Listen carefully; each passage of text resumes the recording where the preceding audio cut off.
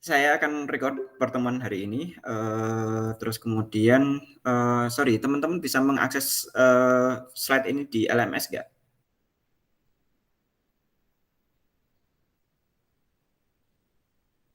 Halo? Dicek dulu, Mas. Dicek dulu. Oke, kayaknya kelamaan kalau ngecek dulu. Oke, Ada kayak yang ini. Yang nggak ada tuh yang kemarin. Kalau ini ada. yang ini ada? Oke, good. Oke, kalau misalkan ada, saya minta tolong untuk teman-teman bisa lakukan ini ya, apa namanya, download di LMS file ini, terus kemudian, untuk mempercepat mungkin bisa salah satu download terus kemudian di-sharing ke ini ya, ke grup ya. Kang Asep bisa share?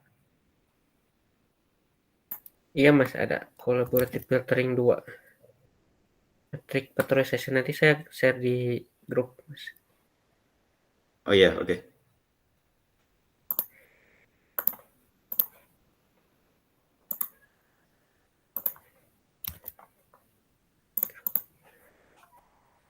Grup ini namanya apa sih?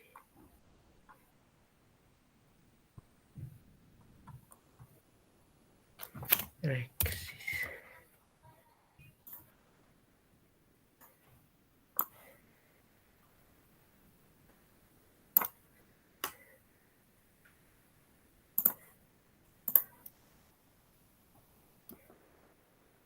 Di grup Ya di grup WA aja. sudah ada yang itu bukan? Oke. Sudah. Oke, makasih banyak Kang Asep. Sama. Oke, kalau sudah, aku minta tolong teman-teman buka, terus kemudian apa namanya, buka slide-nya. Nanti di sana ada instruksi yang bisa kita ikuti gitu ya. Contoh misalkan yang pertama adalah kita akan ngomong masalah matrix factorization, terus kemudian nanti di bawah-bawahnya mungkin nanti kita bisa coba bermain. Termasuk juga kita akan coba loncat, ada tambahan lagi di sini mungkin library yang mungkin bisa teman-teman manfaatkan gitu ya. Pertama kali mungkin yang perlu difahami adalah apa yang dinamakan dengan matrix factorization gitu ya. Tapi sebelum pergi ke sana, saya menginginkan agar teman-teman melakukan perintah ini gitu ya. Jadi perintah ini yang pertama adalah open Google Drive, terus kemudian bagi teman-teman yang belum menginstal Google Collaboratory, tolong diinstal terlebih dahulu, terus kemudian create collab application, terus kemudian buka link berikut ya. Ini saya contohkan ya, mungkin nanti teman-teman bisa sambil mengikuti saja. Kalau ada pertanyaan, silahkan nanti ditanyakan di ini dalam sesi kali ini. Oke, ini contoh saya buka Google Drive ya, terus kemudian saya masuk ke folder perkuliahan, pergi ke drive saya, terus kemudian ada folder perkuliahan. Saya ambil misalkan yang untuk tahun 2022. Oke, ini ada Rexis ya. Ini saya ini. Oke, kalau sudah, ini sudah saya buka Google Drive saya, install Google Collaboratory sudah saya lakukan, terus kemudian create Google Colab application. Ini saya buat Google Colab aplikasi, satu aplikasi ya, Google Collaboratory application. Terus kemudian selepas itu yang saya lakukan adalah saya buka ini ada tutorialnya ya. Tutorialnya yang ada kode sumbernya, nanti ini yang perlu teman-teman copy saja ya, copy semuanya. Oke, kalau sudah dipaste ke sana ya. Sudah saya lakukan sampai di posisi ini, terus kemudian copy paste and run gitu ya. Jadi nanti posisinya bisa kita jalankan kode yang ada. Oke, apakah bisa sampai di sini? Mohon informasi kalau sudah sampai teman-teman mencapai di posisi run, tolong bisa diinformasikan ke saya. Mas, saya sudah gitu, jadi nanti saya bisa lanjutkan kembali. Sudah, Mas. Oke, Mbak Adila udah di run, Mbak? Udah, Mas. Oke, error nggak? Iya, error. Oke, error. Nggak apa-apa, that's fine gitu ya. Ada errornya dikit. Mas Robi udah? Mas, error. Error juga. Oke, Mbak Asna. Sambil nunggu ya. Mas Robi sama Mbak Asna gimana? Apakah sudah running? Bentar Mas, internetnya agak lemot ini. Nggak apa-apa, lemot. Yang penting bisa. Ya, kita ini masih nunggu. Mbak Asna, monitor.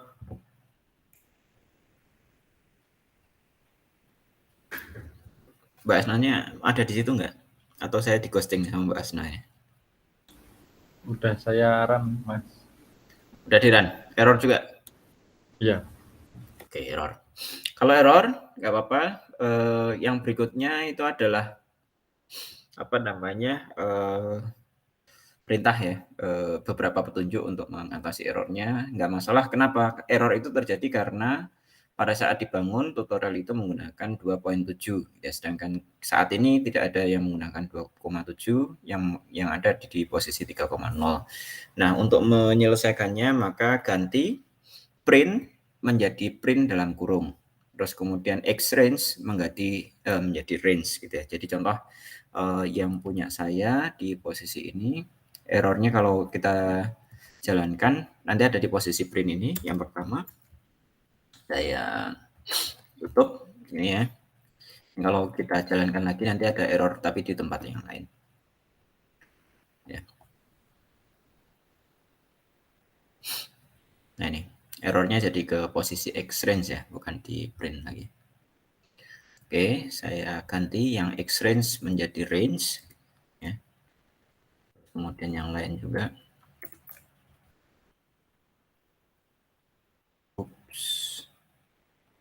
Oke, yang lain juga.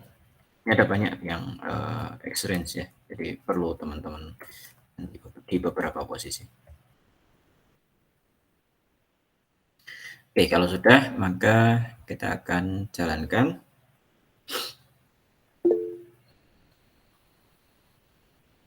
Oke, nggak apa-apa Mbak. Nanti lakukan ya Mbak ya, Mbak Asna ya. Oke, kalau sudah, ini sudah sukses 2 second, tapi tidak ada sesuatu yang ditampilkan di sini. Mohon info kalau sudah bisa running sampai selesai. Udah, Mas. Oke, bisa Mbak Adila. Iya, Mas. Mas Robi, Kang Asep. Sudah Mas, tapi nggak keluar apa-apa. Iya, Mas Robi juga sama. Sama Mas. Oke, sama ya. Nah, kalau sama, sekarang yang berikutnya. Ini ada 4 perintah yang perlu teman-teman tambahkan. Print the original matrix adalah print R, atau mungkin print the original matrix, R gitu ya.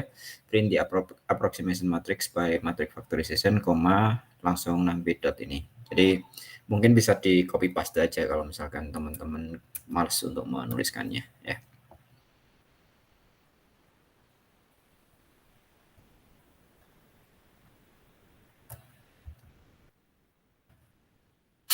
Oke, ini saya coba contohkan untuk yang di tempat saya. Nggak bisa.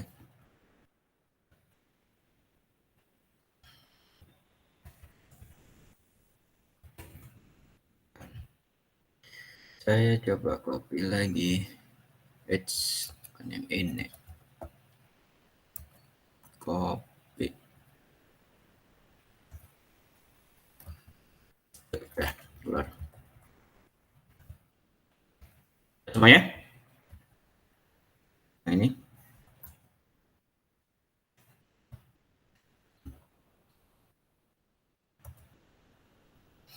Kalau sudah, dijalankan saja perintahnya. Nanti akan keluar output seperti ini. Sudah mungkin? Kalau sudah, mohon diinformasikan.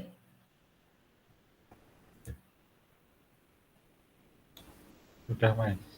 Oke, bisa keluar ya, Mas Robi? Keluar Mas. Oke. Saya belum Mas, nggak bisa copy. Ya, kalau nggak bisa copy bisa di ini. Di Ya, sebentar saya kirimkan ke WhatsApp.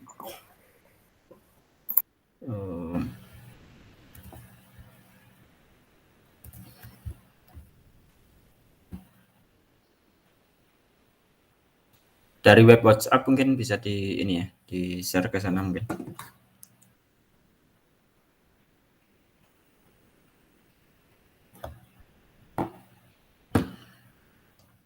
Oke, sudah saya kirim ke WhatsApp, Kang Asep.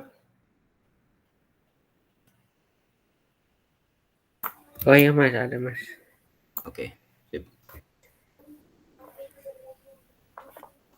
Mbak Adila udah? Sudah, Mas. Iya. Udah keluar ini ya? Udah. Udah, oke, good.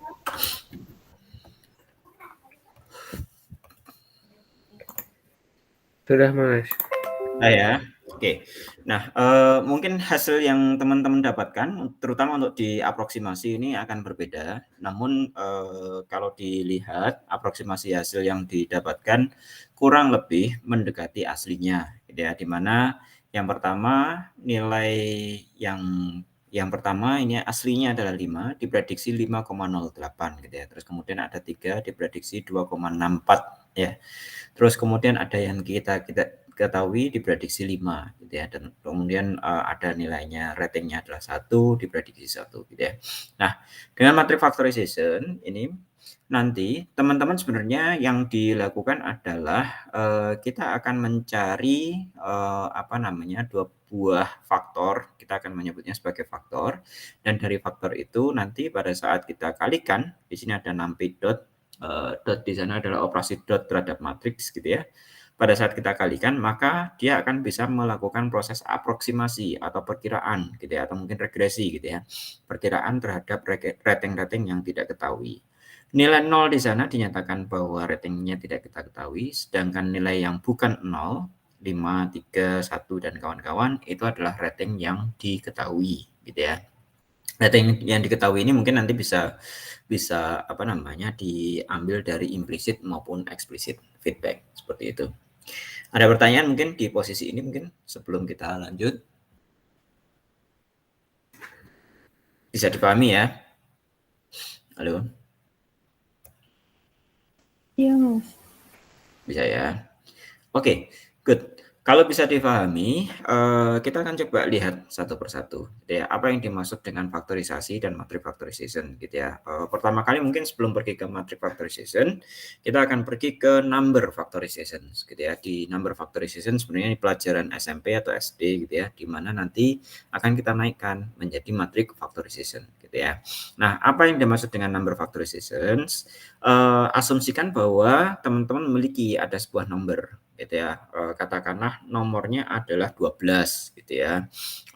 Pada saat teman-teman memiliki nomornya adalah 12 atau mungkin variabel berapa gitu ya, ini kita buat variabel supaya general gitu ya. Tapi untuk kasus kita asumsikan bahwa nomor yang teman-teman miliki adalah 12 gitu ya.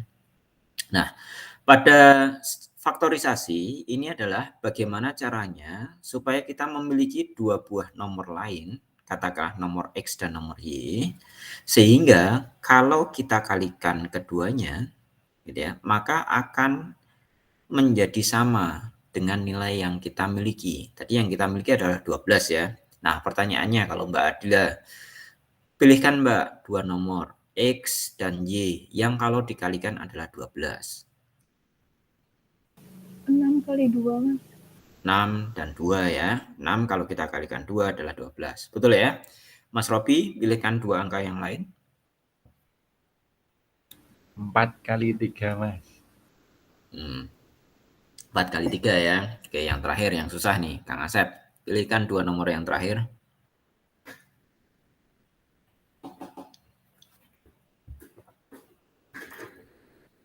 Ada kayaknya Mas. Berapa? Ada. 1 kali 12. Benar, 1 kali 12 ya. Nah, itu adalah namanya faktorisasi gitu ya. Faktorisasi adalah dari satu buah sesuatu gitu ya, kalau nomor faktornya berarti satu buah angka, gimana caranya untuk mendapatkan 2 angka yang lain yang kalau kita kalikan akan menjadi angka yang tadi gitu ya. Nah, sekarang tadi istilah kita namanya adalah matrix factorization gitu ya. Maka yang kita lakukan adalah bukan angka lagi, tapi kita adalah memiliki matriks Z katakanlah gitu ya. Matriks ini bisa macam-macam. Bisa matriks rating ya, matriks beli atau tidak beli gitu ya, matriks berapa lama menonton video gitu ya, ataupun yang lain nanti bisa ditunjukkan di sana. Nah, bagaimana caranya supaya kita bisa memiliki ada 2 buah matriks yang lain, kalau kita kalikan keduanya, maka akan mendekati. Ini bahasanya sedikit berbeda. Kita memiliki dua matriks yang lain, kalau kita kalikan akan mendekati, gitu ya. Jadi bukan sama ya, akan mendekati matriks yang lain itu. Maka mekanisme ini yang akan kita katakan sebagai matriks factorization, gitu ya. Nah, angka-angka yang ada pada matriks dalam sel matriks ini kan bisa beragam gitu ya. Sama seperti tadi kan kita punya ada 3 solusi kan tadi kan. Mungkin kalau kita balik antara 3 dengan 4 dan 4 dengan 3 katakanlah itu adalah solusi yang berbeda, maka kita memiliki ada 6 solusi gitu ya. Nah, sedangkan di matriks factorization ini nanti akan kita miliki banyak sekali solusi yang ada di sana, baik itu yang X maupun yang Y, sehingga kita memiliki ada aproksimasinya. Tadi pada saat kita punya di kode kita punya nih sebenarnya ini adalah original matriks kita. Ya, matriks awal kita, matriks yang kita ketahui. Dari mana? Ini kita definisikan ya matriksnya. Terus kemudian bagaimana caranya supaya kita memiliki 2 matriks yang lain ya. Di sini operasinya adalah matriks factorization ya kan. Nah, matriks yang lainnya apa? Ini disimpan dalam NP dan juga NQ. Kalau tidak percaya, coba ditambahkan perintah print NP ini ya, bisa langsung koma juga boleh kalau teman-teman suka. Saya cetak NP-nya, sekarang yang berikutnya adalah saya cetak NQ-nya ya. Kalau sudah ini dijalankan. Nah, ini kita punya nih, ada NP dan NQ ya. Jadi ada 2 buah matriks ya.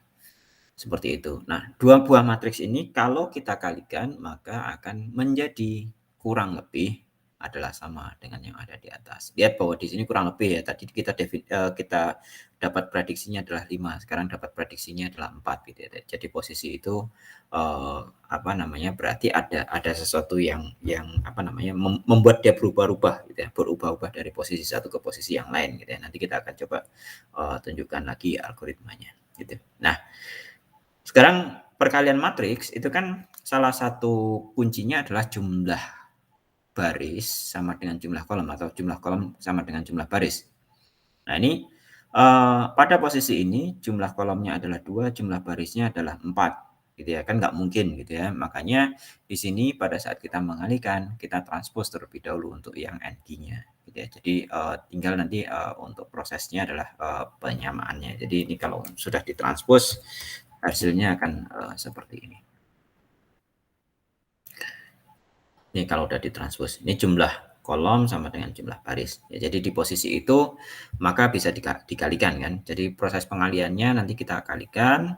Terus kemudian hasilnya matriks lengkapnya adalah memiliki ada sejumlah baris 1, 2, 3, 4, dan 5. Ada 5 baris 1, 2, 3, 4, dan 5. Ada 5 baris. Sedangkan kolomnya adalah di bagian yang kedua ya, di NQ-nya yang sudah ditranspose 1, 2, 3, dan 4. Ada 4 baris juga di sana ya. Nah, seperti itu. Nah, kalau matriks ini panjang gimana? Ya sudah, tinggal ditambahin aja. Ini misalkan saya tambahkan lagi segini ya. Ini biar sedikit aneh, saya kopinya tidak sama ya.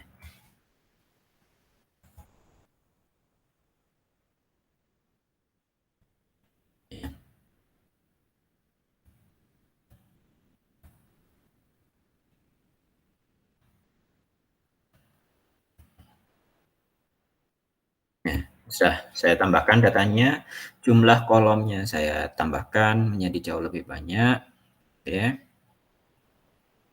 Ini kita lakukan proses prediksi ya, hasil prediksinya jumlah barisnya 1, 2, 3, 4, dan 5, ada 5, jumlah kolomnya 1, 2, 3, 4, 5, 6, 7, ada 7 kolom ya. 7 kolomnya dari mana? Ini kita awalnya datanya adalah 7 kolom. 1, 2, 3, 4, 5, 6, dan 7 ya. Ada 7 kolom. Kurang lebih seperti itu. Jadi matrix factorization tugasnya adalah sebuah algoritma yang menghasilkan ini. Matriks yang pertama dan matriks yang kedua. Kalau kita kalikan akan menjadi aproksimasi dari original matriks kita gitu ya. Nah, kelebihan dari matrix factorization adalah pada saat kita memiliki ada missing values. Lihat bahwa di recommender system kan missing values ini selalu ada gitu ya. Dengan efek kemarin yang sudah berkali-kali kita jelaskan gitu ya. Tidak mungkin ada seorang user yang mengevaluasi semua item, atau kebalikannya tidak ada sebuah item yang dievaluasi oleh semua user gitu ya. Nah, maka dari itu karena missing values-nya banyak, kita bisa melakukan aproksimasi. Oh, kalau seandainya ada data tertentu, gimana sih, berapa sih nilai yang bisa kemungkinan untuk bisa dihasilkan gitu ya. Nah, ini hasil dari matrix factorization-nya. Nah, dari posisi itu, maka yang dilakukan di matrix factorization adalah pada saat kita mengalihkan baris tertentu dengan kolom tertentu, maka akan menjadi nilai dari masing-masing elemen gitu ya. Nah, di recommender system kalau seandainya kita memiliki ada matriks yang seperti itu, matriks rating misalkan, ada missing values-nya, maka untuk mengaproksimasi atau memperkirakan di sel tertentu, kita tinggal mengalihkan user latent features. Ini kita sebut sebagai user latent features dikalikan dengan item latent features yang bersesuaian gitu ya. Nah, itu yang akan menjadi prediksi dari rating kita gitu ya. Fungsinya apa? Fungsinya adalah kalau seandainya user A, user ketiga belum pernah mengkonsumsi item kedua gitu ya, maka kita bisa prediksi berapa sih rating prediksinya gitu ya. Nah, ini yang akan menjadi tugas dari matrix factorization seperti itu. Tinggal dikalikan saja user latent features pada baris ketiga dan item latent features pada kolom yang kedua seperti itu. Itu yang akan menjadi rating prediction dari nilai kita. Ya, di posisi ini QT dikali dengan PU ya, ada movie preference dikalikan dengan user preference dari masing-masing latent features ya. Seperti itu. Nah, karena ini adalah aproksimasi, maka nanti memungkinkan ada error dan tujuan kita adalah bagaimana cara meminimalkan error yang ada gitu ya. Jadi error original rating dikurangkan dengan rating prediksi kita gitu ya. Caranya tugas kita adalah melakukan proses minimasi di sana gitu ya. Nah, bagaimana caranya? Salah satu algoritma yang mungkin untuk bisa dilakukan adalah dengan apa yang disebut dengan stochastic gradient descent gitu ya. Di stochastic gradient descent kita mungkin di sana, saya balik lagi ke sini dulu. Ada stochastic gradient descent, ada juga alternating least square gitu ya. Ini ada penjelasannya sebenarnya. Yang tadi kita buka itu adalah kode sumbernya. Ini dari source yang sama, gooxlabs.com gitu ya. Yang di sini gooxlabs.com juga gitu ya. Yang terjadi di sana adalah kalau kita memiliki ada matriks, maka untuk mendapatkan aproksimasinya ya, kita akan lakukan yang pertama kali adalah melakukan random matrix dulu, random matrix P dan matrix Q gitu ya, karena kita tidak tahu. Nah, kalau yang terjadi di otak kita pada saat kita memfaktorisasikan 12, kita sudah punya stereotype gitu ya di otak kita, bahwa jawabannya adalah 3 dan 4, kombinasi 3 dan 4 kalau dikalikan itu akan menjadi 12 gitu ya. Tapi dalam kasus komputer tidak tahu sebenarnya. Yang dia tahu adalah memungkinkan untuk dia melakukan proses random gitu ya. Jadi kita random terlebih dahulu. Nilai dari P, nilai dari Q gitu ya. Contoh misalkan di number factorization, misalkan saya pilih angka acak gitu ya, misalkan 5 dan 6 gitu. Teman-teman tahu bahwa 5 dan 6 kalau dikalikan itu kan 30 ya. Betul ya. 30 itu kan dengan 12 jaraknya jauh gitu ya. Nah, di posisi itu kita mengetahui bahwa 30 ini adalah terlalu berlebihan, gitu ya. Maka dari itu kita harus kurangkan nilainya. Cara pengurangannya gimana? Kita bisa kurangkan di posisi angka pertama, kita kurangkan di angka kedua, gitu ya. Nah, cara pengurangannya mungkin nanti kita bisa menggunakan nilai galat yang ada. Karena galat originalnya adalah 12 dikurangkan dengan tebakannya adalah 30, lihat bahwa di posisi ini sangat jauh, ya kan? Nah, karena tebakannya sangat jauh, maka ini bisa kita gunakan untuk melakukan adjustment, gitu ya. Adjustment-nya nanti mungkin kalau di posisi kita tinggal nilai angka yang baru, gitu ya. Itu adalah nilai angka yang lama ditambah dengan saya abaikan dulu yang di posisi ini, gitu ya. Ada errornya, gitu ya. Errornya kita masukkan, gitu ya. Errornya mungkin nanti akan dikalikan dengan ada yang dinamakan dengan learning rate. Kan teman-teman kalau di apa namanya AIS atau AI itu ada artificial neural network ya, jaringan saraf tiruan. Salah satunya juga menggunakan ada learning rate. Nah, di matrix factorization pun sama, kita nanti akan bisa menggunakan ada learning rate seperti itu. Learning rate-nya bisa ngambil nilai yang kecil gitu ya, seperti itu. Nah, itu nanti yang akan kita lakukan. Dari sisi formula mungkin secara teoritis kita bisa untuk mengurangkan nilai P, ini kita akan gunakan turunan pertama dari P, gitu ya. Untuk menurunkan nilai Q, kita akan gunakan turunan pertama dari Q, gitu ya. Jadi itu nanti yang akan melakukan proses adjustment-nya, nilainya ada di sana. Secara formula, kalau pengen mendapatkan formula yang tepat, ini adalah penjabaran formulanya gitu ya. Tapi kalau misalkan teman-teman tidak mau mengikuti formulanya, mungkin bisa langsung pergi ke kodenya gitu ya. Kodenya adalah kode yang ada di sini. Jadi ada adjustment terhadap P, ada adjustment terhadap Q seperti itu. Nah, pada saat pertama kali kita random matriks P dan matriks Q, bisa jadi errornya sangat besar gitu ya. Dan di posisi error yang sangat besar itu terus kemudian kita turunkan atau kita naikkan gitu ya, tergantung dari tebakannya gitu ya. Kadang ada naik turunnya gitu ya. Nah, di posisi itu kita akan lakukan adjustment dari nilai P dan juga nilai Q hingga gitu ya, hingga stabil gitu ya. Pada posisi ini mungkin kita menggunakan step. Step itu adalah jumlah iterasi ya, atau mungkin kalau di jaringan saraf tiruan jumlah epoch gitu ya. Berapa jumlah epoch yang kita manfaatkan. Atau sebenarnya algoritma ini juga teman-teman bisa lakukan modifikasi dengan menggunakan yang ini gitu ya. Jadi kalau misalkan error yang diinginkan adalah kurang dari nilai tertentu, maka kita akan berhenti. Gitu ya. Jadi ini menggunakan dua kategori ya, dua syarat untuk bisa berhenti seperti itu. Nah, kalau sudah, maka ini rumus yang tadi yang sudah saya tunjukkan. Maka nilai-nilai itu bisa kita manfaatkan untuk berbagai keperluan gitu ya. Hanya saja yang kita miliki di posisi ini adalah untuk yang matriks sifatnya adalah dense. Maksudnya dense di sini adalah kita definisikan semuanya gitu ya. Padahal dalam data recommender system biasanya sifatnya adalah sparse matrix gitu ya. Jadi kita nggak bisa menggunakan matriks yang seperti ini.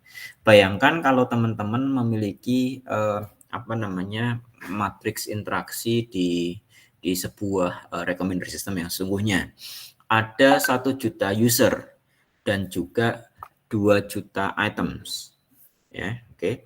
Saya ini kan ya, saya tuliskan ya. Ada 1 juta user kalikan dengan 2 juta items ya. Kalau ini kita kalikan sebagai dense matrix, maka kita akan memiliki 2 dikalikan dengan 10 pangkat 12. 12 ini ordernya apa?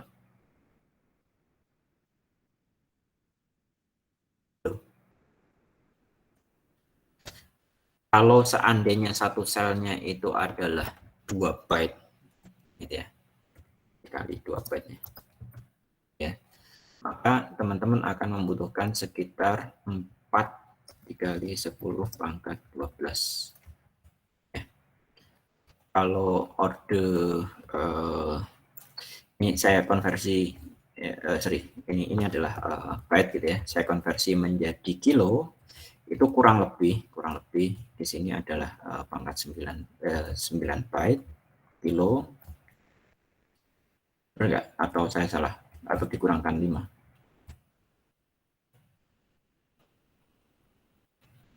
Nggak tahu saya, ini kurang lebih ya, atau mungkin ininya, kalau misalkan saya benar maka kurang lebih kayak gini.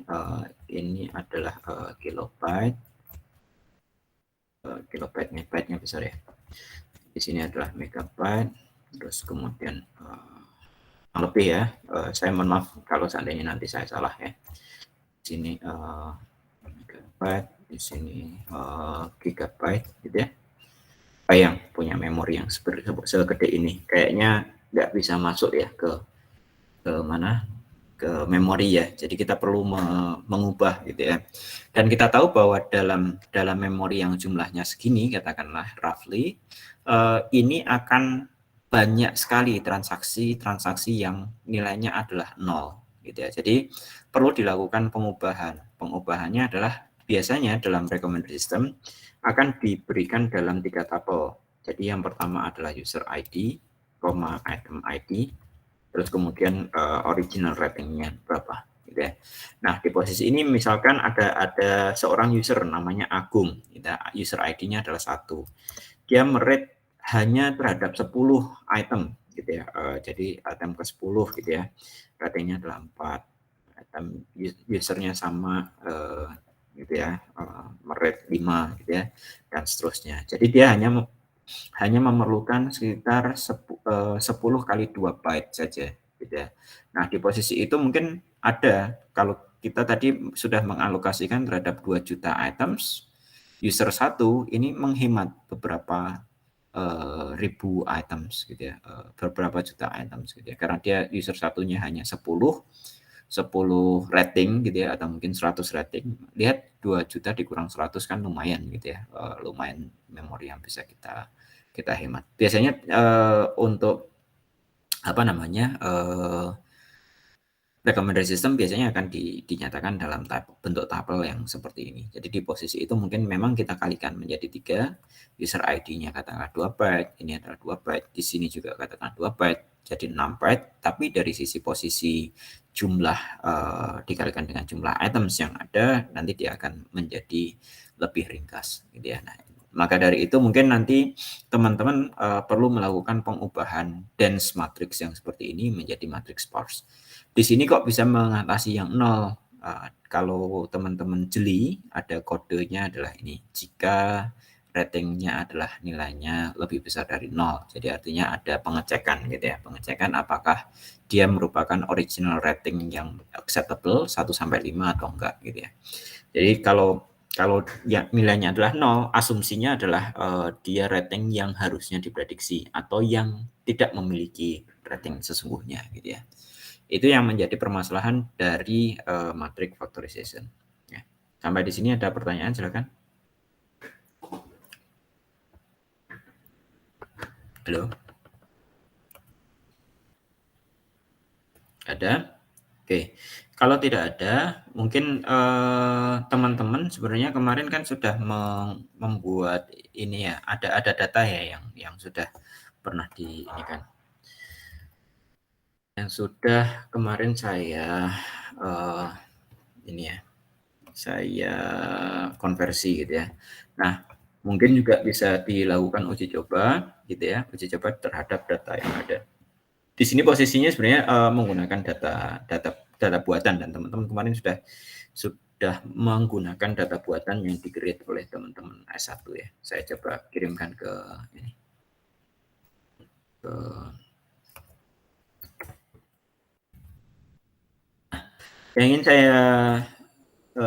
Yang saya inginkan buat teman-teman lakukan adalah saya sudah kopikan ada transaksi yang panjangnya segitu. Nanti kita akan coba ubah kode kita sehingga original matriksnya bukan yang bawaan QX Lab lagi, tapi adalah nilai yang baru.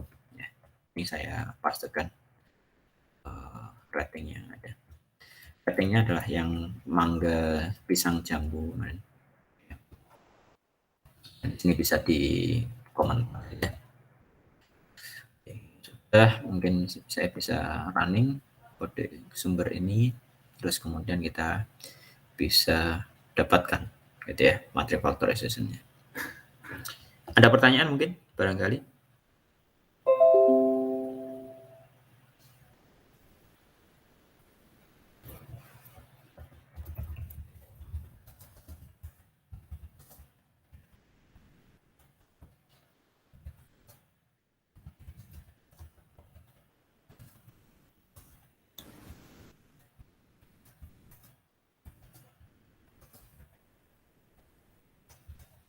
Kan? Masih nyoba yang di codingan gitu. Coba. Oke. Ini aproksimasinya sudah mulai panjang ya. Jadi nanti bisa juga dijalankan terhadap data-data yang panjang. Gitu. Oke. Nanti saya berikan beberapa konsep tambahan setelah teman-teman nyoba yang ini. Mbak Adila sudah nyoba? Sudah, Mas. Sudah keluar ininya, prediksinya yang panjang jumlah ininya. Keluar ya. Oke, kita masih belum ukur berapa errornya, berapa ininya. Kita masih belum ukur ya. Mas Robi sudah? Sudah, Mas. Sudah keluar. Sudah ya. Oke, sudah keluar dan bisa digunakan ya. Oke. Kang Asep, izin saya lanjutkan ya. Oke. Iya, Mas ya. Nah, salah satu konsep dalam matrix factorization, jadi nanti pada saat teman-teman menjalankan matrix factorization, selain nilai alpha, ya alfanya itu adalah learning rate tadi. Jadi learning rate-nya sebenarnya di sini ada dua, yang bagian alpha dan juga bagian beta. Saya lupa ininya, tapi itu ada di penjelasan di sini, ya, sesuai dengan ini, apa namanya, alfanya berapa dan betanya berapa. Kalau nggak salah yang nah, itu tinggal dibaca sih ininya, dokumentasinya ya. Cuman ada satu yang teman-teman perlu ketahui bahwa ada yang dinamakan dengan K. K ini menyatakan jumlah latent features yang kita inginkan, gitu ya. Jadi latent features ini adalah boleh dikatakan nanti akan menjadi dimensi lain, gitu ya, atau mengubah matriks menjadi dua buah matriks dengan dimensi lain, gitu ya. Contoh di sini. Kita defaultnya adalah menggunakan jumlah K adalah 2 ya, makanya dia dihasilkan ada dua kolom di sana dengan 2 baris yang ada pada key gitu ya. Nah, kalau kita menginginkan hal yang berbeda, kita juga bisa ubah ini menjadi jumlah K yang berbeda gitu ya. Nanti ada pengaruhnya antara jumlah K2 dengan K yang lain, nanti akan dalam kasus-kasus tertentu jumlah K kecil yang dibutuhkan, dalam kasus-kasus yang berbeda jumlah K yang besar yang dibutuhkan. Pertanyaannya jumlahnya seperti apa, itu yang saya masih menjadi tanda tanya sampai sekarang. Seperti itu. Ini contoh misalkan saya menggunakan K-nya adalah 3 ya. Maka kita akan generate matriksnya adalah jumlah barisnya ada sejumlah user, jumlah kolomnya adalah 3, sedangkan yang di atom latent features jumlah barisnya ada 3, jumlah kolomnya adalah sejumlah items yang kita miliki. Jumlah itemsnya ke sana, jumlah usernya ke sana, gitu ya. Ini yang menjadi tambahan berikutnya. Jadi ada konsep K latent features, gitu ya. Itu mungkin yang perlu teman-teman coba lakukan juga. Ya. Nah, matrix factorization yang tadi saya sebutkan itu sebenarnya adalah melakukan proses prediksi terhadap original rating langsung, gitu ya. Nah, kita juga bisa melakukan proses perubahan, gitu ya. Perubahannya apa? Bahwa yang namanya rating prediction itu adalah global average ditambah dengan matrix factorization kita. Saya sebut dalam tanda kutip gitu ya. Ditambahkan dengan matrix factorization kita. Nah, kenapa kok seperti ini? Alasannya adalah lihat bahwa dengan konsep yang seperti ini, maka kita akan melakukan proses penebakan yang dengan range lebih kecil, gitu ya. Contoh misalkan pada saat kita ubah dengan cara yang seperti ini, ada beberapa user yang jauh lebih mudah untuk ditebak. Misalkan Mbak Adila selalu memberikan ratingnya adalah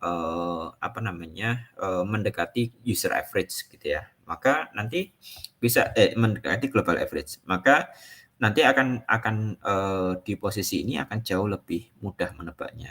Asumsinya gini, pada saat teman-teman memiliki range nilai antara 1 sampai 5 seperti pada rating di recommender system, itu akan lebih sulit untuk bisa ditebak bila dibandingkan dengan kalau kita melakukan konversi terhadap nilai yang ada. Misalkan nilainya adalah antara 0 sampai 3 gitu ya, misalkan gitu ya. Atau misalkan dari -1,5 sampai 1,5, misalkan kayak gitu ya. Nah, kenapa kok seperti itu? Alasannya adalah lihat bahwa global average ini sebenarnya mencari titik tengah secara statistik, mencari di posisi titik tengah gitu ya, di titik tengah dari distribusi yang ada gitu ya. Kan kalau distribusi normal kan ada ini ya, kurvanya kayak gitu ya. Sehingga kalau kita cari global average-nya ada di sana, maka nanti selisihnya akan tidak lebih jauh, bukan dari 1 sampai 5 lagi, tapi dari minus sekian sampai minus sekian, di mana range-nya lebih kecil dibanding dengan 5. Jadi idenya adalah kurang lebih seperti itu. Melakukan prediksi dengan range yang kecil itu jauh lebih mudah bila dibandingkan dengan memprediksi pada range yang lebih lebar gitu ya. Nah, nilai ini sebenarnya mirip dengan kemarin. Kemarin kan kita memiliki ada rating prediction-nya itu adalah global average gitu ya. Jadi di posisi itu intuitive method kita adalah yang pertama adalah global average ditambah dengan matrix factorization gitu ya. Global average ada yang berbeda, penambahannya adalah matrix factorization. Nanti tinggal algoritmanya diubah gitu ya. Jadi di posisi kita di sini kita nggak bisa lagi menggunakan prediksinya adalah perkalian lagi gitu ya. Ini harus ditambahkan dengan pertama kali kita cari global average-nya berapa gitu ya. Setelah itu perkalian ditambah dengan global average, matriks dari global average.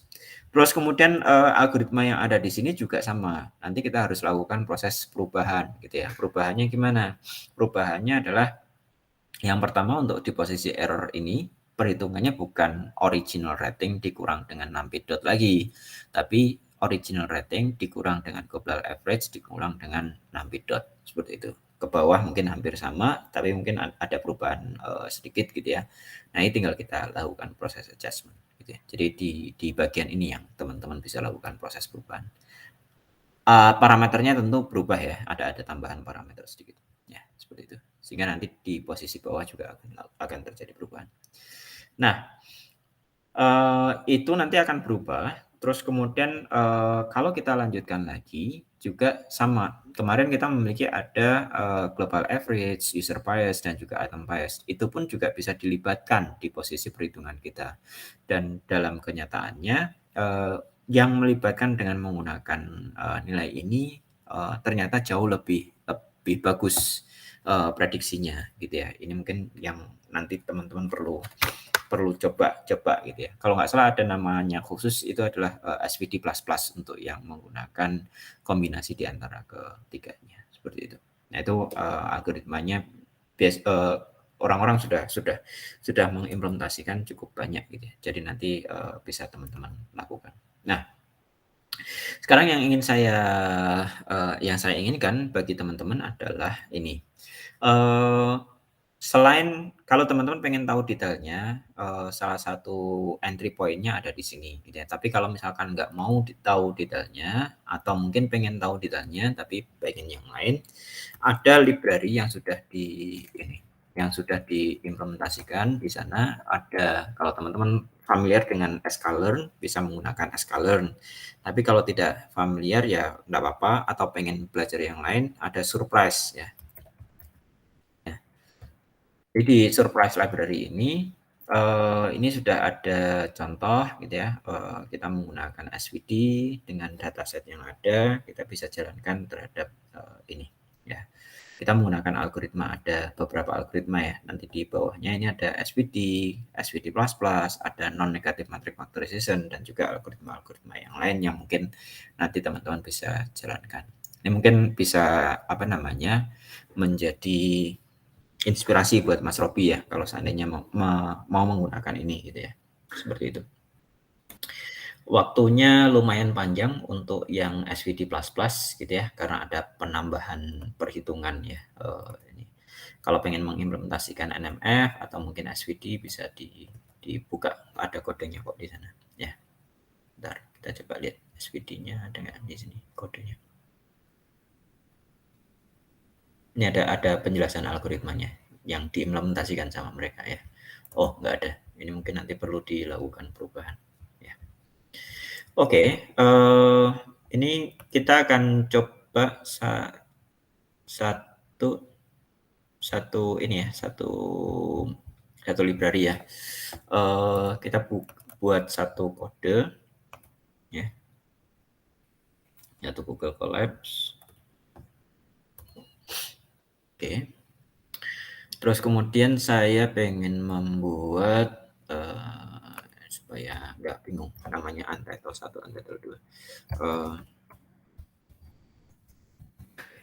Library. Saya pengen mengimplementasikan yang ini SVD ya, menggunakan SVD. Ini tinggal saya copy aja. Dia sudah di ini kan apa namanya material authorization-nya. Nah, ini tinggal konversi aja ini menjadi data itu. Oke, pertama kali ada yang kurang di sini adalah karena saya menggunakan Google Colabs dan library-nya ada di sana, saya harus pip install dulu. Oke, sudah saya jalankan.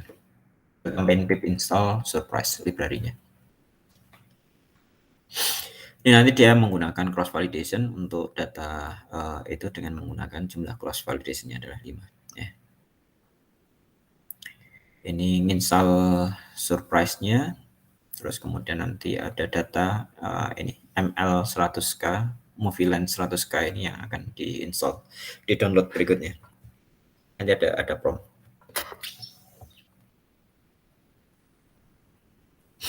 Teman-teman bisa menemukan link surprise-nya? Halo? Belum itu Mas. Teman-teman bisa menemukan link surprise-nya, surpriselib.com. Bisa menemukan. Kalau bisa menemukan nanti bisa di-copy kode yang ada di sana. Oke, mohon perhatian terlebih dahulu sebelum nanti teman-teman mencoba. Pada saat nanti teman-teman ada prompt seperti ini, mohon dibaca gitu ya. Di sini apakah kita belum memiliki datasetnya di server sana ya. Apakah ingin mendownload? Mungkin kita bisa ini aja, kita jawab dengan Y kecil atau Y besar sama aja. Nanti kalau kita jawab, maka dia akan coba untuk download ke file di sana, gitu ya. Terus kemudian kalau sudah, maka akan disimpan dan kemudian dijalankan algoritma dari SVD-nya. Ini algoritmanya SVD, menggunakan algoritma SVD. Ya, seperti itu. Saya berikan waktu bagi teman-teman untuk bisa mencoba ya, surpriselib.com. Saya coba berikan ke ini aja, ke WhatsApp.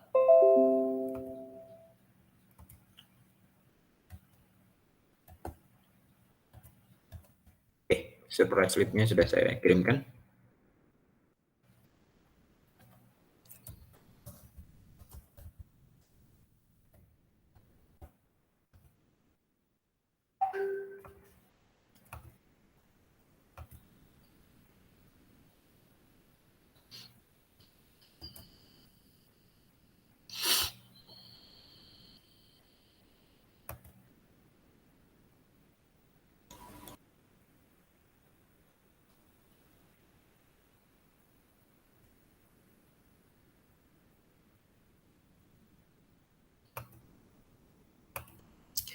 Sudah bisa, Mas, Mbak? Sudah Mas. Ketemu ya? Kodenya ketemu ya? Oke. Iya Mas. Oke, kalau kodenya ketemu, kemudian coba di surprise link-nya. Nanti bisa nyoba juga algoritma-algoritma yang lain. Ya. Ini juga di dalamnya ada parameternya ya. Nanti kalau misalkan teman-teman pengen tahu lebih detail di SVD ini ada ininya, ada parameternya. Nanti bisa dilihat juga.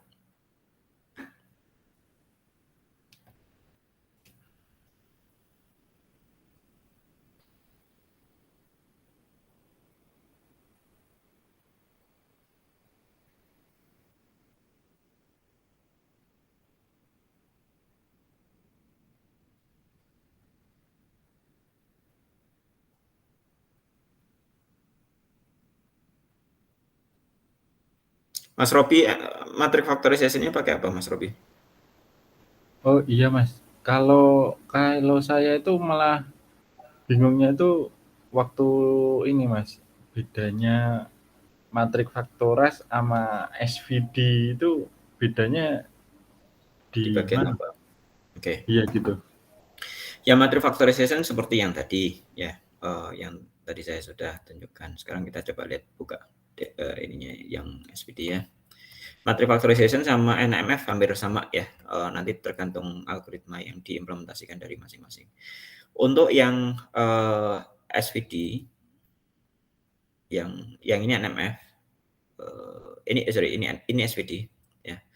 Untuk yang SVD ini dia menggunakan ada penambahan global average dan juga user bias dan outcome bias gitu ya. Sehingga proses regularisasinya itu akan berbeda gitu ya. Ada perubahan dari sisi user bias-nya, ada perubahan dari sisi item bias-nya, ada perubahan dari PU-nya, ada perubahan dari KI-nya. Jadi ini yang membuat SVD mungkin dari sisi algoritma jauh lebih lama ya bila dibandingkan dengan yang lain. Jadi hanya di bagian perhitungan ininya, Mas. Nah, sedangkan kalau yang ini SVD, kita coba lihat yang NMF. Ya, yang NMF itu hanya rating prediction-nya itu berdasarkan dari langsung itu tadi apa matriksnya, matriks dari item latent features dan juga user latent features. Jadi di posisi itu karena tidak melibatkan user bias dan juga item bias, maka tidak ada perubahan dari sisi user item bias dan juga item bias yang ada di sana. Seperti itu, Mas. Ini ada yang versi biasnya sih. Kalau menggunakan bias ya berarti bentuknya nanti akan menjadi seperti ini. Tapi secara umum matrix factorization tidak menggunakan user bias dan juga item bias. Sedangkan untuk yang SVD, SVD dan juga SVD++ ini, yang SVD++ itu dia menggunakan, gitu ya. Yang SVD tidak, Mas. Yang SVD. Jadi mungkin perlu membaca dokumentasinya, terus kemudian membaca ininya kali ya, apa namanya, jurnal aslinya gitu ya, di posisi SVD ini apa yang dia implementasikan. Seperti itu, Mas. Mohon maaf, mungkin nanti perlu kita petani bareng ya untuk di posisi itu. Iya, Ya, terima kasih Mas. oke. Ya, sama-sama. Tapi kemarin yang diimplementasikan apa? Saya mengimplementasikannya yang SVD ini Mas. Yang Yang SVD. SVD ini. Iya. Yang SVD ini ya. Oke. Iya pakai surprise. Kalau untuk tesis itu surprise nggak masalah ya Mas ya? Apa harus Ini dikirim aku nggak grade tahu 0? aku ini. Aku nggak tahu aku. Kalau ini sih kayaknya nggak ada masalah sih kalau buat aku ya. Cuman apa namanya sebenarnya ada novelty dari sisi yang kasus yang dihadapi gitu ya. Tapi ya menurutku nggak terlalu banyak yang ininya challenge-nya. Tapi nggak apa-apa itu mungkin nanti kita bahas di samping aja Mas. Ya. Iya Mas. Pakai surprise ya Mas ya? Iya kemarin ini Mas Agung juga ngasih tahu surprise ini langsung saya cobain bisa. Oh oke. Iya ya. Pakai surprise yang sebelumnya. Oke. Berarti kalau seperti itu tinggal ini aja Mas. Ini ada ininya kan, ada keterangannya gitu ya. Si details on apa ya. Dia refer ke paper-paper tertentu deh ini. Ya. Oke, Kang Asep bisa? Sudah Mas, sudah di running. Sudah ya. Oke. Nah, terus kemudian yang berikutnya yang pengen yang saya inginkan bagi teman-teman adalah lihat bahwa pada saat kita memiliki ada matrix factorization yang memiliki kemampuan untuk bisa memprediksi apa namanya rating yang belum diketahui, maka kita juga bisa melakukan apa namanya prediksi gitu ya. Prediksinya dari sisi apa? Memberikan pada saat kita ingin memberikan rekomendasi, maka kita bisa lakukan dengan mencari rating tertingginya gitu ya. Nah, ini nanti bisa diurutkan berdasarkan ratingnya gitu ya.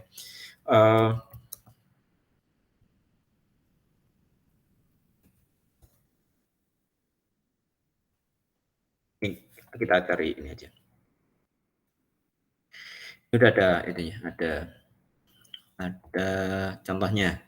How to obtain the top end recommendation for each user gitu ya. Nah, tinggal ini kalau teman-teman tertarik bisa di ini juga dicoba juga. Kita coba ya di posisi ini pakai surprise. Saya pengen tambahkan kodenya, terus kemudian di sini ML 100K gitu ya. Ini kita apa namanya? Kita jalankan algoritmanya, ini masih di posisi algoritma fit, terus kemudian pakai SVD ya. Nanti kita akan generate top n-nya. Top n-nya ini di generate berdasarkan anti-test. Anti-test ini adalah data yang belum pernah dikonsum oleh user gitu ya. Pada data training ya. Nah, ini adalah data itunya, data rekomendasinya. Jadi nanti tinggal apa namanya rumus kita gitu ya, atau kasus yang kita hadapi gitu ya. Dataset yang kita miliki yang seperti apa, terus kemudian item-itemnya apa. Jadi untuk user sekian, item yang direkomendasikan adalah item ID sekian. Gitu. Nanti tinggal di look up gitu ya. Item ID sekian itu movie apa, item ID sekian itu movie apa. Ini tinggal kalau di website lebih mudah ya untuk bisa kita lakukan hal yang semacam itu, gitu ya. Nah, ini rekomendasinya dengan menggunakan SVD. Nanti kalau menggunakan yang lain tinggal algoritmanya di fit train gitu ya. Terus kemudian diproses apa namanya train setnya bisa dilakukan apa namanya pemprediksian gitu ya. Prediksi mana yang ini terus kemudian diambil hanya yang 10 topnya gitu ya. Nanti baru kemudian dilakukan. Ya.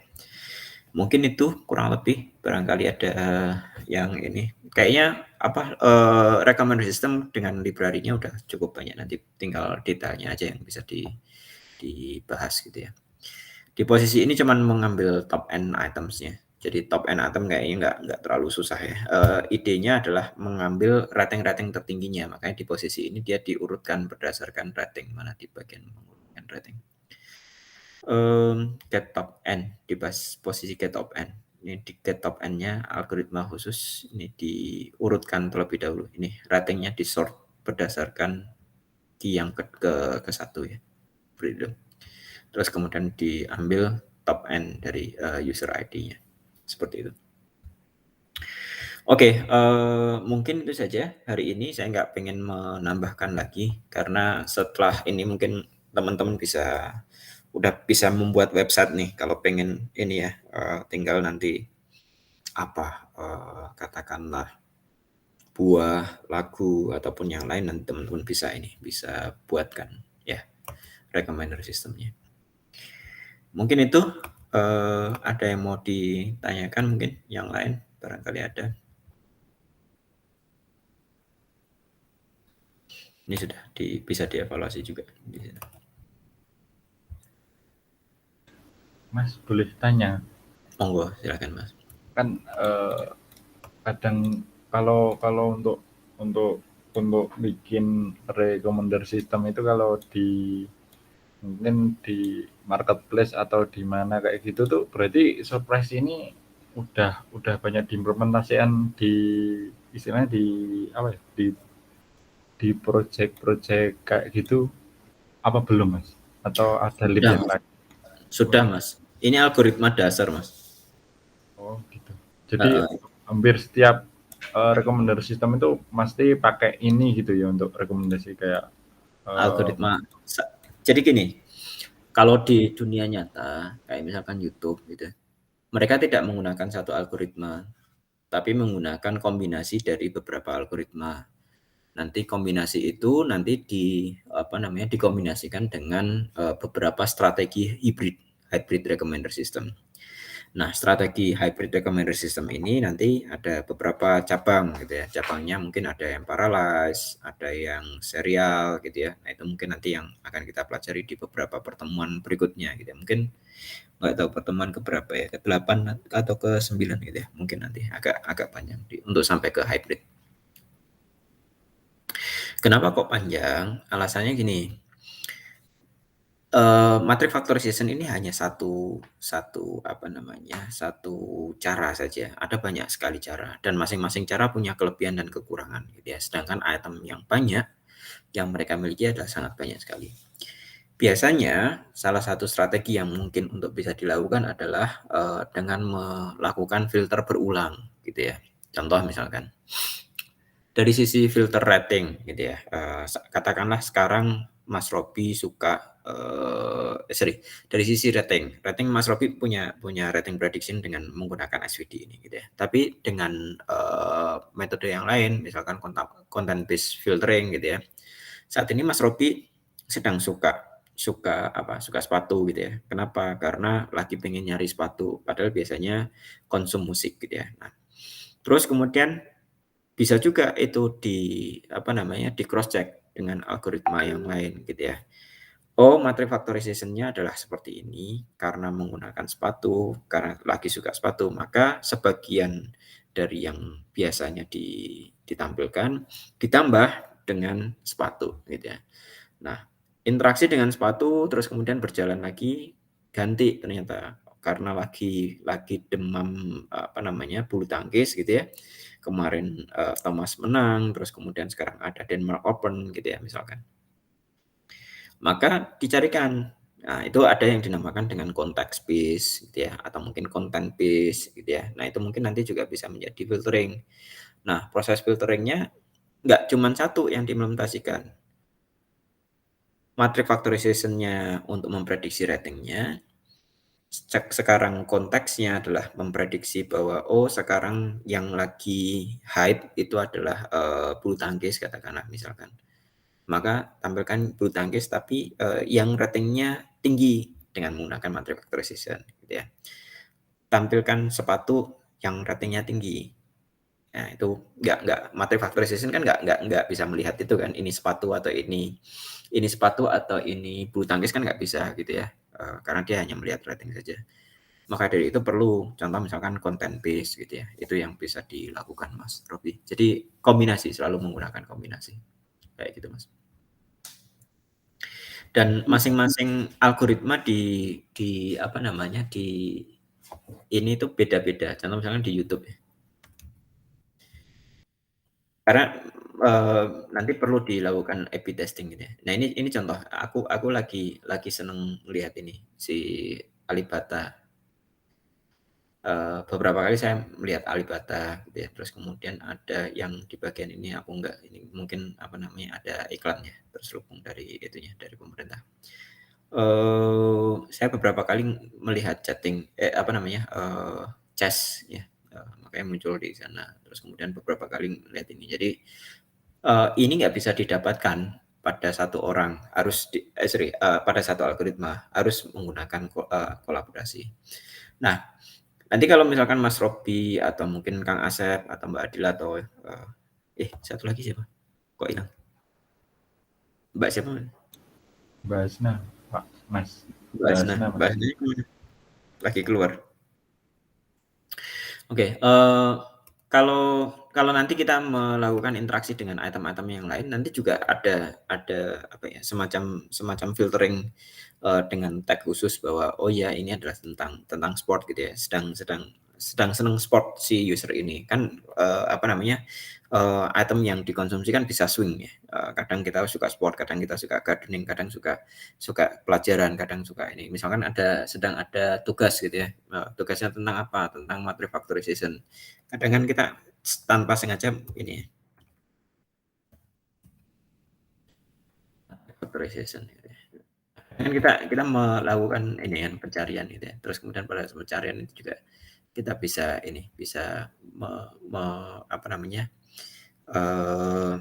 memberikan feedback gitu ya, bahwa kita nonton dengan baik gitu ya. Nanti dari situ feedbacknya apakah itu hanya dilakukan sekali atau beberapa kali. Kalau misalkan beberapa kali ya berarti strong signalnya memang beberapa gitu, jadi ada ininya. Kadang si recommender system mereka melihat history, current historinya seperti apa gitu ya. Kalau yang di Facebook itu saya amati adalah mereka seperti memiliki time window gitu ya. Time window-nya kalau yang untuk saya itu kurang lebih sekitar 3 hari. Jadi 3 hari ke belakang itu yang menjadi interaksi untuk bisa direkomendasikan ke orang lain dari postingan saya ya, Kalau untuk postingan orang lain nanti akan berbeda. Nah, begitu lebih dari 3 hari, maka postingan itu akan tenggelam. Nah, ini strateginya berarti apa? Matrik interaksinya hanya dibatasi pada item-item yang berkisar 3 hari. Jadi mereka untuk proses learning-nya supaya tidak berat dari awal sampai akhir dilakukan proses komputasi, hanya menggunakan matriks 3 hari itu. Pada saat itu nanti dia akan geser ke sana terus-menerus gitu ya.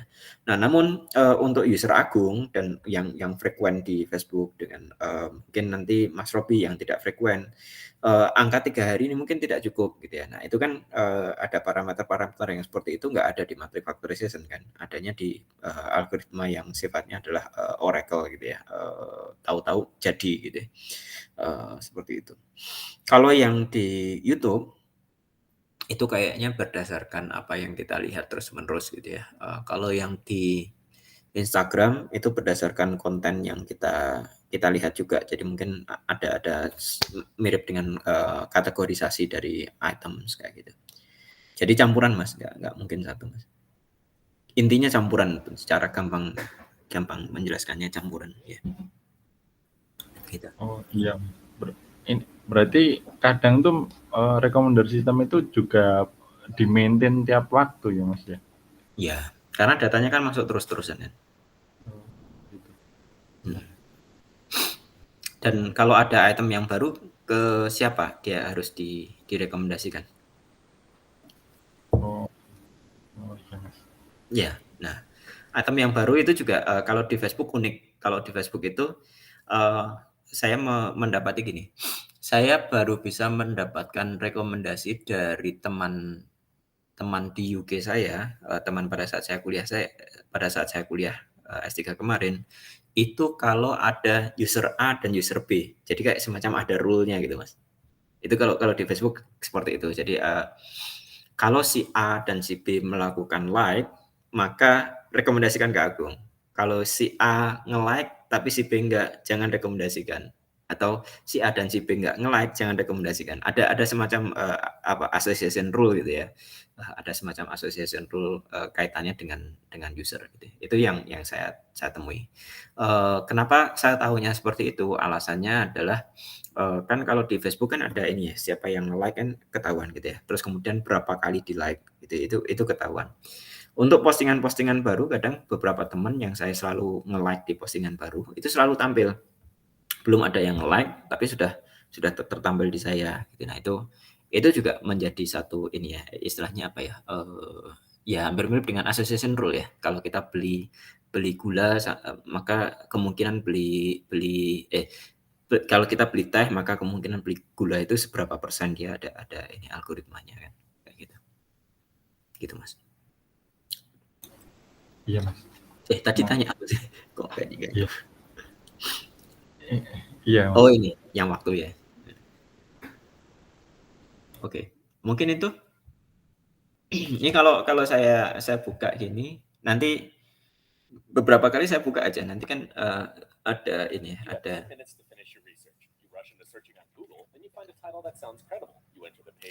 Nanti lama-kelamaan ada ini, ada rekomendasi terkait dengan matrix factorization atau hal-hal yang terkait dengan matrix factorization. Kayak gitu. Oke, mungkin itu supaya tidak berlarut-larut. Kayaknya juga udah terlalu panjang, hampir 2 jam ya kita ngobrol. 1,5 jam, nggak sampai 2 jam. Oke, mungkin kuliahnya saya akhiri sampai di sini saja. Terima kasih. Assalamualaikum warahmatullahi wabarakatuh.